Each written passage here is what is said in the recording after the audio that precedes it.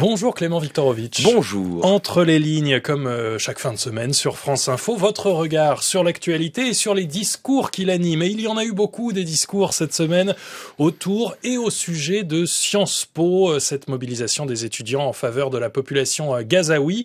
Mais selon vous, Clément, l'important c'est moins ce qui s'est passé à Sciences Po que ce qu'on en a dit.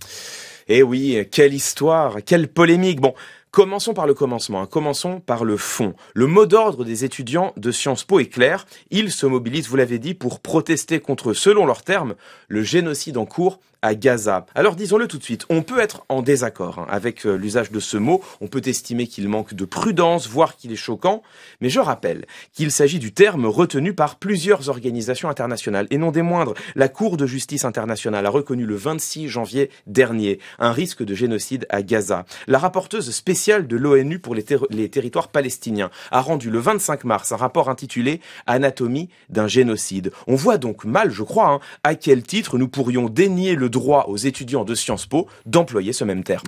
Vous savez, Clément, que ce n'est pas seulement ce qui leur est reproché. Certains ont aussi perçu dans cette mobilisation des connotations antisémites. Oui, en effet, c'est ce qui a été dit. C'est important d'y revenir. C'est ce qui a été dit sans qu'aucun écrit, propos ou slogan précis puisse être à ce jour rapporté.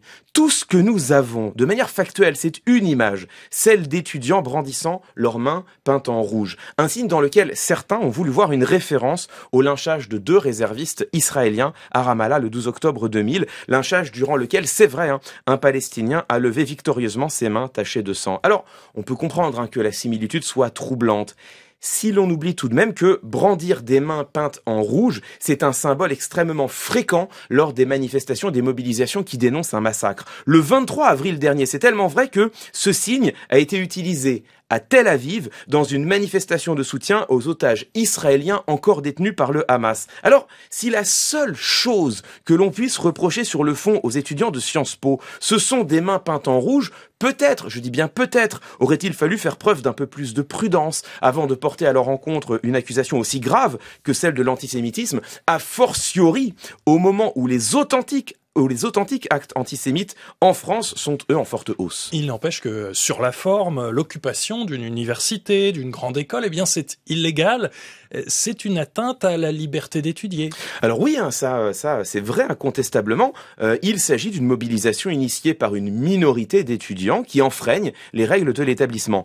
Mais au même titre que toutes les occupations de blocage dans les facs. Je vous rappelle quand même qu'il ne se passe pas une année sans qu'il y ait en France des universités occupées pour une raison ou pour une autre. Alors là aussi, on peut le déplorer, estimer que rien ne justifie d'enfreindre la légalité. On peut au contraire se réjouir de voir des étudiants s'engager pour faire entendre leur voix. Mais pourquoi le blocage d'un établissement serait-il soudain devenu aussi choquant alors que jusqu'à présent, les mobilisations étudiantes n'ont pas suscité, semble-t-il, de telles condamnations. Donc votre point de vue, c'est que les voix pro-palestiniennes font l'objet d'un traitement de défaveur? Oui, d'un traitement de défaveur, voire, disons-le, d'une campagne de désinformation. Car tout de même, il faut reprendre ce qui se dit depuis 10 jours sur Sciences Po. Le Premier ministre, Gabriel Attal, a parlé d'une minorité agissante et dangereuse. Sarah El Haïry, ministre déléguée à la jeunesse, a prétendu que Sciences Po avait été mis à sac et même mis à feu et à sang. Et ce n'est pas tout. François-Xavier Bellamy, tête de liste LR aux européennes,